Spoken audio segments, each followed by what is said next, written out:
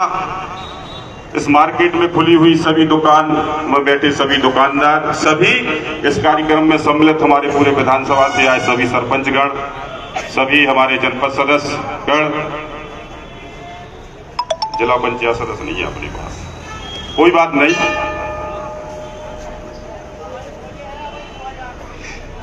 मैं उपस्थित सभी को प्रणाम करता हूं, नमस्कार करता हूं।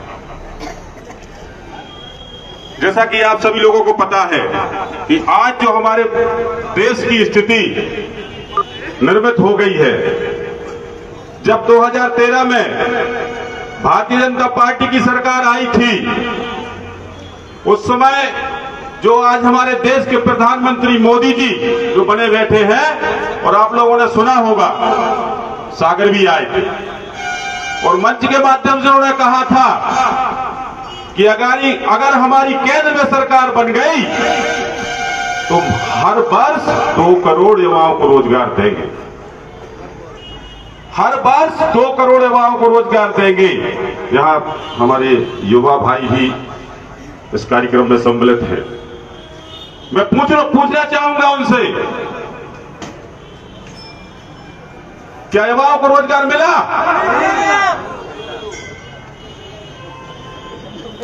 इन्होंने लगभग 8 सालों में हर वर्ष 2 करोड़ युवाओं को रोजगार तो नहीं दिया, लेकिन 8 वर्षों में 8 करोड़ युवाओं का रोजगार छीना है। इन्होंने एक बात और कही थी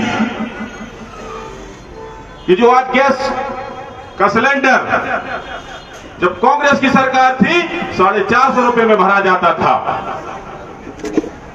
उस समय ये बोल रहे थे कि बहुत महंगाई है। 450 रुपया में जब गैस सिलेंडर भरा जाता था, उस समय ये बोल रहे थे कि बहुत महंगा सिलेंडर है। और आज कितने का है? कितने का है? 1100। अब महंगाई नहीं है, अब महंगाई नहीं है। अगर हम डीजल की बात कहें, जब हमारी केंद्र में सरकार थी उस समय डीजल 65 रुपए लीटर मिलता था। इनके नजरिए में वो भी महंगा था, लेकिन आज ये सरकार में बैठे हैं और डीजल का रेट 95 रुपए। अगर हम पेट्रोल की बात कहें तो उस समय पेट्रोल 72 रुपए लीटर था और आज 110 रुपए। ये स्थिति है। अभी मीठे तेल की भी बात आई, हमारे बीच में माता बहनें बैठी हैं। उस समय 50-60 रुपये लीटर मीठा तेल आता था, जो हमारी खाद्य सामग्री है, और आज 200 लीटर तक मीठा तेल बेचा गया। आज अगर हम विभागों की बात करें, पूर्व वक्ताओं ने भी बोला, हमारे श्रीकांत भैया ने बोला कि निजीकरण हर एक विभाग का, चाहे ट्रेन हो, चाहे प्लेन हो, और चाहे विद्युत विभाग हो, आगे शिक्षा विभाग का भी निजीकरण होना है। मैं आप लोगों को समझा देना चाहता हूं, यहां पे शायद आउटसोर्स में जो काम कर रहे युवा वो भी यहां बैठे होंगे। जब कांग्रेस की सरकार थी तो लाइनमैन की जब नियुक्ति होती थी और नियुक्ति हुई थी, उस लाइनमैन को जो तनख्वाह दी जा रही है वो 40,000 रुपए। और आज इनके द्वारा जो आउटसोर्स के माध्यम से जो लाइनमैन लगाए जा रहे हैं, जो ऑपरेटर लगाए जा रहे हैं, मीटर रीडर लगाए जा रहे हैं, उन्हें सिर्फ 7,000 रुपए दिए जा रहे हैं। पूरा पैसा एक ठेकेदार के माध्यम से इनकी मजदूरी जो इन्हें दी जा रही है, एक ठेकेदार के हाथ में पूरी इनकी मजदूरी दी जा रही है। यह स्थिति है निजीकरण की कि कहां कांग्रेस सरकार का लाइनमैन जैसे 40,000 रुपए दिए जा रहे हैं, और इनके समय का लाइनमैन उसे कितने दिए जा रहे हैं? 7,000 रुपए। ऐसा ही हर एक विभाग में होने वाला है। और आगे हमें नौकरी के लिए सरकारी विभागों में आवेदन नहीं करने पड़ेंगे, क्योंकि हर एक विभाग का निजीकरण हो जाएगा और ठेकेदारों के माध्यम से नौकरियां दी जाएंगी। मजदूरी करेंगे हम, और हमारी मेहनत की कमाई कौन खाएगा? एक व्यक्ति जो ठेकेदार होगा किसी भी विभाग का। यह स्थिति हमारे देश की इन लोगों ने निर्मित कर दी है। और आज अगर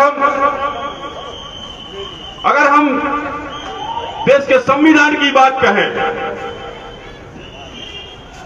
या हम लोकतंत्र की बात कहें, तो ये दोनों को जो आजादी के बाद हमारे देश को हमें विरासत में हमारे महान पुरुषों ने हमें दिए थे, ये दोनों, चाहे लोकतंत्र हो चाहे संविधान, जिनमें हमारे बच्चों का भविष्य निहित है, ये दोनों को खत्म करना चाहते हैं।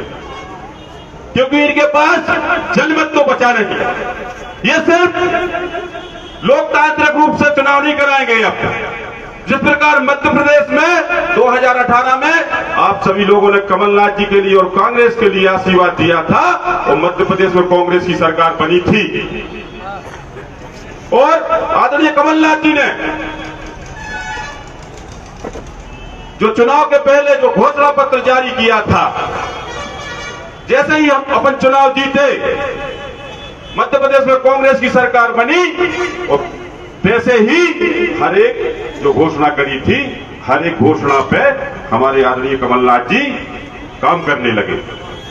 चाहे 27 लाख किसानों को 11,696 करोड़ कर्ज माफ की बात हो, चाहे गांव गांव गौशाला बनाने की बात हो, चाहे 25,000 से कन्या विवाह में 51,000 देने की बात हो, और चाहे पेंशन 300 से 600 रुपए करने की बात हो, और चाहे किसानों को 1 हाफ पावर से 10 हाफ पावर का बिल हाफ करने की बात हो। ये सारी नीतियां आदरणीय कमलनाथ जी ने शुरू करी थी। यहां बहुत से वरिष्ठ लोग बैठे हैं, मैं उनसे भी पूछना चाहूंगा,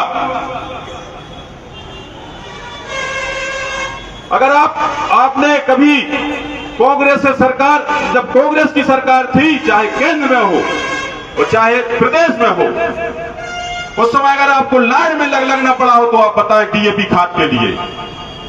लेकिन आज भारतीय जनता पार्टी की सरकार ने किसानों को भी खाद के लिए, डीएपी खाद के लिए लाइन में लगा दिया। अगर 5 एकड़ का किसान है और उसे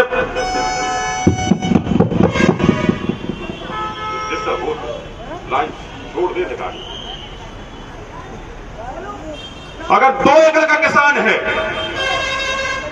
5 एकड़ का किसान हो, चाहे 10 एकड़ का हो, चाहे 50 एकड़ का किसान हो, जब कांग्रेस की सरकार केंद्र में थी, उस समय किसान एक ही दिन सोसाइटी में जाता था और भरपूर पर्याप्त, चाहे डीएपी खाद हो चाहे यूरिया खाद हो, एक ही दिन में उसे पर्याप्त खाद मिल जाता था, और दूसरे दिन वो अपनी बोनी शुरू कर देता था। लेकिन आज हालात ये है कि 15 दिन से हमारे बंडा कृषि उपज मंडी में खाद का वितरण हो रहा है, लेकिन आज तक किसी भी किसान को पर्याप्त खाद नहीं मिला। ये हालात है भारतीय जनता पार्टी की सरकार के, और उनके नुमाइंदे कहते हैं कि हम किसान हितैषी हैं।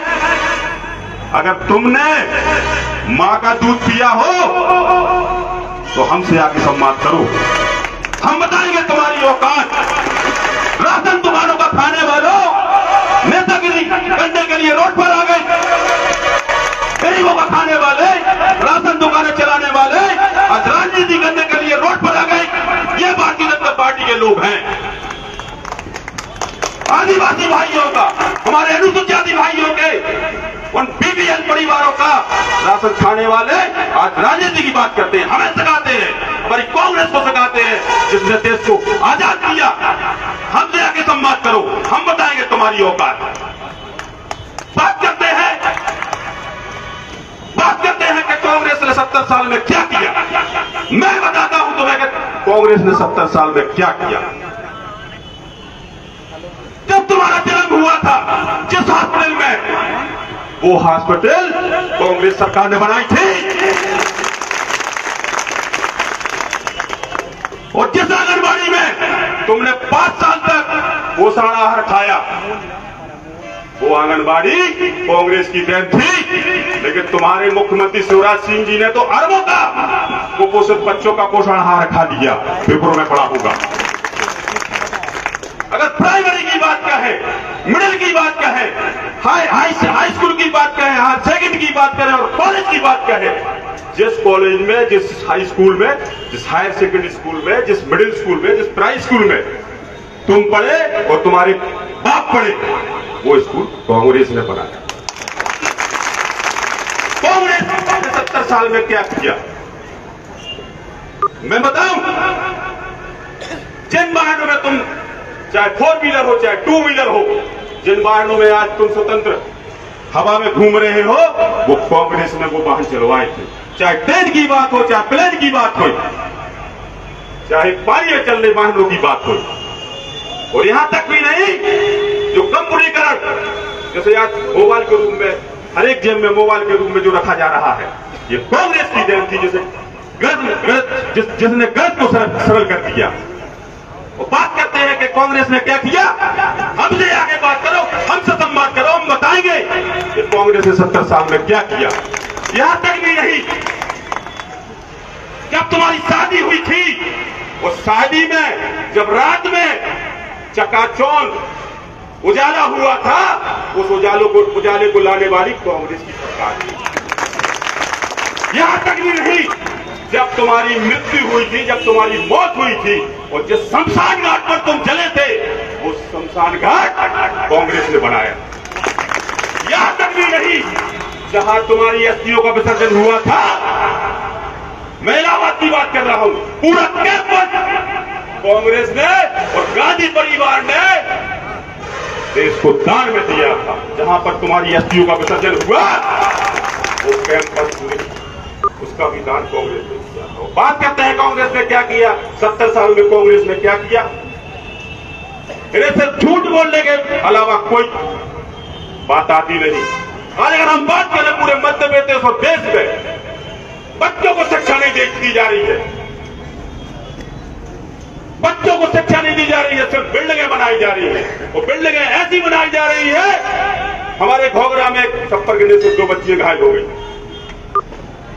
इनकी सरकार में ये काम हो रहे हैं, लेकिन इनका जो प्रशिक्षण केंद्र अपने कार्यकर्ताओं के लिए जो स्कूल खोले गए, वो बहुत मजबूत है, वो बहुत मजबूत है। वहां तो समय टू समय, टाइम टू टाइम इनके कार्यकर्ताओं को प्रशिक्षण दिया जाता है कि झूठ बोलो और जाके गरीबों का राशन खाओ, उनका खाद खाओ, उनकी बिजली खाओ, डीजल खाओ, पेट्रोल खाओ। और भी मैं कुछ बोलना चाहता हूं, लेकिन मैं बोलूंगा नहीं बोलूंगा, क्योंकि हनुमान जी महाराज सामने बैठे, वो भी ये खाने को तैयार है। अगर बात करी जाए जनपद के माध्यम से, जो शौचालय बनाने की बात होती है, कि भारतीय जनता पार्टी के लोग शौचालय भी खा गए। बात करते हैं 70 साल में कांग्रेस ने क्या किया। अरे हमसे संवाद करो, हम बताएंगे तुम्हारी औकात।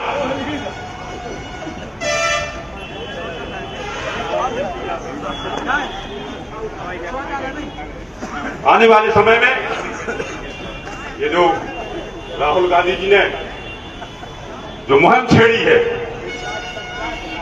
पूर्व में मैं भूल गया, किसी वक्ता ने बोला था,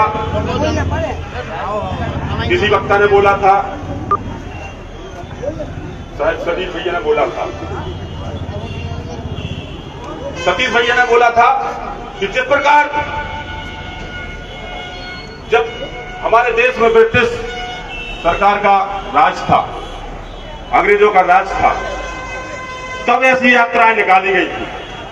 ये बात सही है कि आज हम स्वतंत्र भले हैं, लेकिन भारतीय जनता पार्टी के लोगों द्वारा हम पसंद हैं, क्योंकि आपके आशीर्वाद से बड़ी बनाई सरकार जो मध्य प्रदेश में बनी थी कांग्रेस की सरकार, फिर भाजपा के लोगों ने वो सरकार गिरा दी। आपके जनमत को आपने जो मतदान किया था कांग्रेस सरकार के लिए, इन्होंने वो नहीं माना। ये सिर्फ मानते हैं कि पैसा सबसे बड़ी चीज है।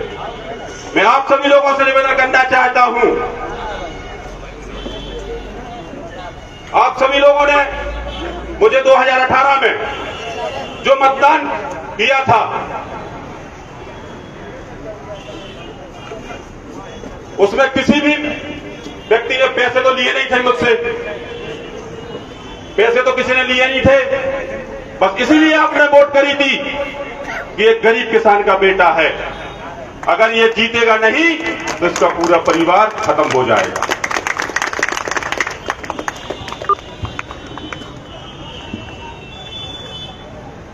मैंने भी इसी बात को लेकर मुझे बंडा विधानसभा क्षेत्र के मतदाताओं ने, भाइयों बहनों ने, वरिष्ठों ने, युवाओं ने ईमानदारी से अपने सदस्य की तरह, कि हमारे परिवार का सदस्य है, गरीब है, हमारे बीच का है, और मतदान करके एक इतिहास बना दिया पूरे विधानसभा क्षेत्र में, पूरे जिले में। आज तक बंडा विधानसभा में ऐसा नहीं हुआ। और जब बात आई कि पार्टी छोड़कर हमारी पार्टी में आ जाओ, कांग्रेस छोड़कर हमारी पार्टी में आ जाओ और हमसे 35 करोड़ रुपए ले लो, तो मैंने यही जवाब दिया था कि मेरे क्षेत्र की जनता का जो मत है, जो आशीर्वाद है, वो इतना सस्ता नहीं है। अगर आप बात कहेंगे कि भारतीय जनता पार्टी की अगर पूरी संपत्ति भी मुझे दे दी जाए तो मैं ठुकरा दूंगा मेरे विधानसभा क्षेत्र की जनता के प्रति। और मैंने वही बात सोचकर आपके मत का सम्मान किया और हमेशा करता रहूंगा। आने वाले समय की मैं आप लोगों से बोलना चाहता हूं, मैं विधायक रहूं चाहे ना रहूं, मुझ पर ये आपने जो 2018 में एहसान किया है, मैं तो जीवन भर के लिए विधायक बन गया। जब भी आप किसी भी हालात में मुझे याद करेंगे तो वहां आपका तरवरसी में आपके समक्ष खड़ा। और ये जो भारत जोड़ो यात्रा की जो मुहिम आदरणीय राहुल गांधी जी ने छेड़ी है, ये सिर्फ इसी उद्देश्य को लेकर कि आज हमारे देश में, हमारे प्रदेश में, हमारे जिले में, हमारी विधानसभा में जो आज एक आपसी भाईचारा, जो सामुदायिक सौहार्द जो बिगड़ चुका है और संविधान भी खतरे में है, जिसकी रचना डॉक्टर भीमराव अम्बेडकर जी ने की थी, ये सोचकर कि आने वाले समय में हमारा देश सफलता की ऊंचाइयों पर जाए। आज संविधान भी खतरे में है, लोकतंत्र भी खतरे में है।